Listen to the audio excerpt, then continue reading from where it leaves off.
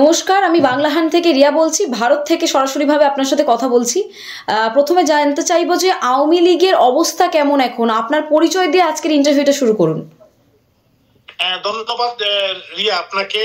আমি লন্ডন থেকে বলছি। আমার নাম Chowdhury, mayor Sylhet city corporation. এই মুহূর্তে আমি লন্ডনে আছি।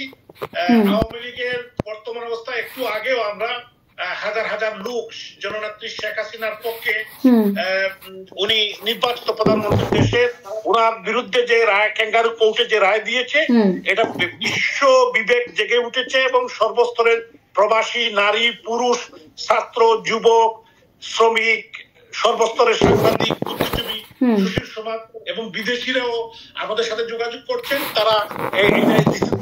তারা কনসার্ন দেখিয়েছেন এবং এইটার যে একটি অবৈধ কোর্ট, তারা ডক্টর ইউনূসের নেতৃত্বে তারা মিথ্যা মামলা সাজিয়ে বাংলাদেশের নির্বাচিত প্রধানমন্ত্রী, জাতির পিতার সুযোগ্য কন্যা রাষ্ট্রনায়ক শেখ হাসিনাকে তারা বিচার করেছে, একটি রায় দিয়েছে। এই রায় অনেকেই কাগজে তুতু দিচ্ছেন এবং অনেকেই এটাকে প্রত্যাখ্যান করছেন। তো যার যার অবস্থান থেকে তারা এটা করছেন। তো আমরা প্রত্যাখ্যান করছি এবং এই রায় আমরা মানি না। দেশের মানুষ এটা মানে না এবং বিশ্ব বিবেক এটা মানে না। এইটা নিয়ে আমরা কনসার্ন না। মাননীয় প্রধানমন্ত্রী রাষ্ট্রনায়ক শেখ হাসিনা, বঙ্গবন্ধুর কন্যা, ওনার মনোবল চাঙ্গা আছে।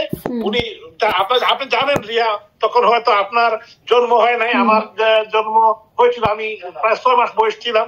1971 সালে আমরা কৃতজ্ঞতা জানাই ভারতের তৎকালীন প্রধানমন্ত্রী শ্রীমতী ইন্দিরা গান্ধী এবং ভারতের জনসাধারণ, যারা 1 কোটি মানুষকে 1971 সালে তারা সহযোগিতা করেছিলেন, আশ্রয় দিয়েছিলেন, খাবারের ব্যবস্থা করেছিলেন, মুক্তিযুদ্ধে আমাদের যারা অসহায় মানুষের পাশে দাঁড়িয়েছিলেন।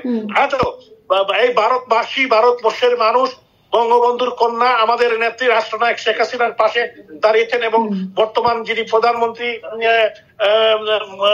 নরেন্দ্র মোদীজি সহ ভারতবর্ষের মানুষকে আমরা ধন্যবাদ জানাই এবং অল পার্টি যারা নেতৃবৃন্দ আছেন তারা সবাই কিন্তু মিলে তারা সহযোগিতা করছেন আমাদের নেত্রী বঙ্গবন্ধুর কন্যা শেখ হাসিনা কে সহযোগিতা করছেন।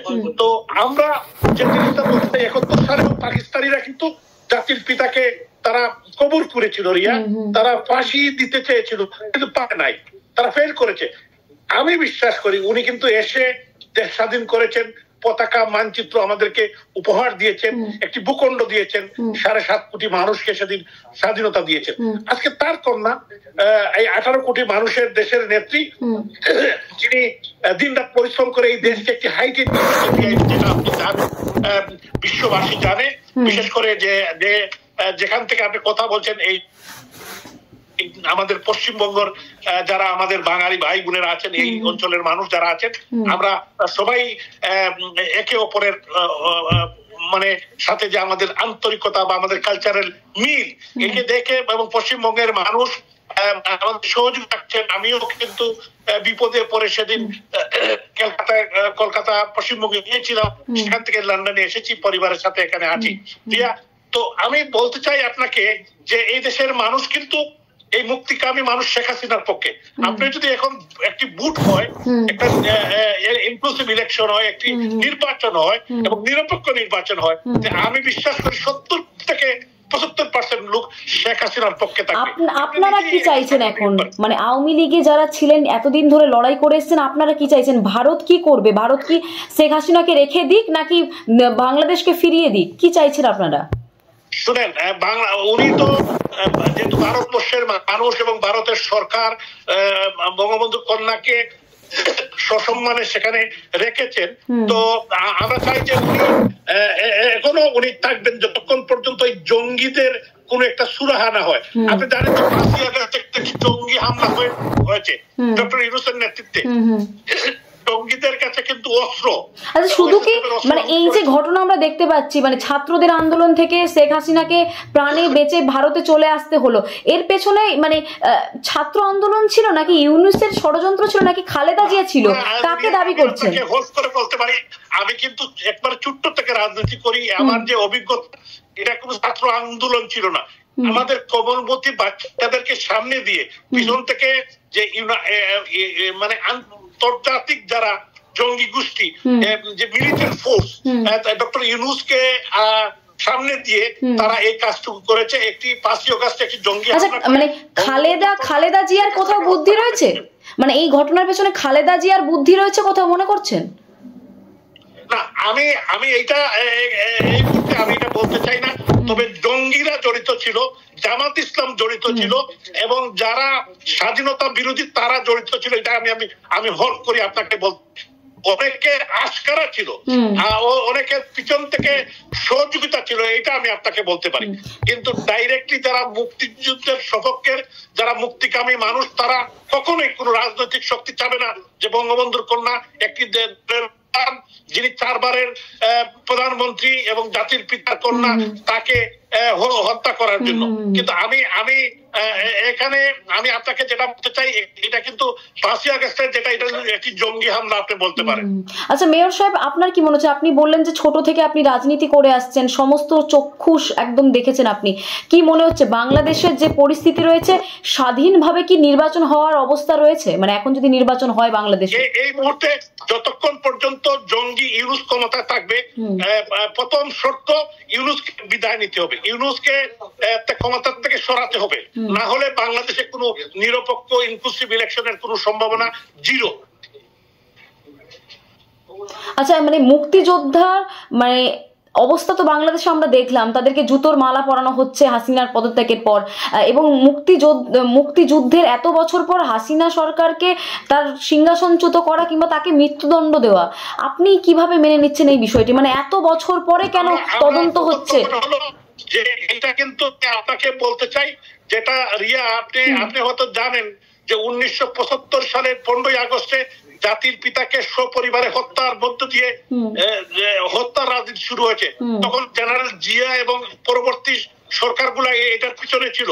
আপনি একটা জিনিস আমি আপনাকে বলতে চাই রিয়া, যে আপনি যদি একটু দেখেন যে তখনও কিন্তু বঙ্গবন্ধু কন্যা শেখ হাসিনা বিদেশে থাকার কারণে বঙ্গবন্ধুর 2 কন্যা বেঁচে গিয়েছিলেন।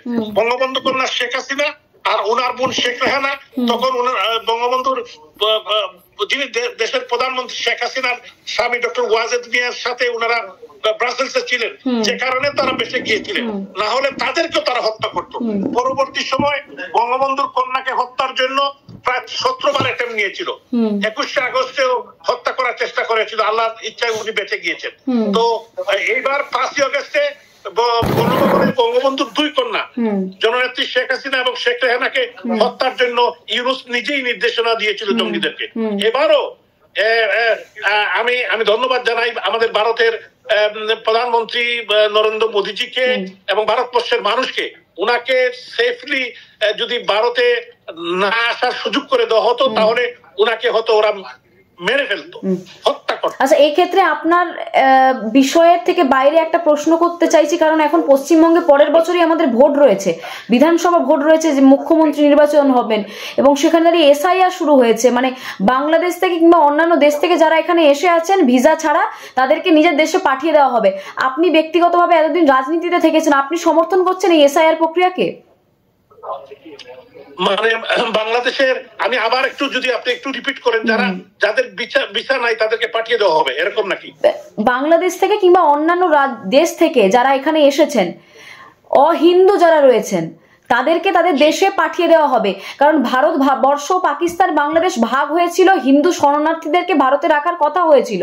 সেখানে দাঁড়িয়ে মুসলিম যারা রয়েছেন, পাকিস্তান থেকে এসছেন, বাংলাদেশ থেকে এসছেন, আফগানিস্তান থেকে এসছেন, মায়ানমার থেকে যারা ঢুকেছেন, তাদেরকে নিজের দেশে পাঠিয়ে দেওয়া হবে, ক্যাম্পে পাঠিয়ে দেওয়া হবে। এই প্রসেসকে কি আপনি সমর্থন করছেন? আমি একটা কথা বলি, এটা ভারতবর্ষের বা পশ্চিমবঙ্গের একদমই তাদের নিজস্ব বিষয়।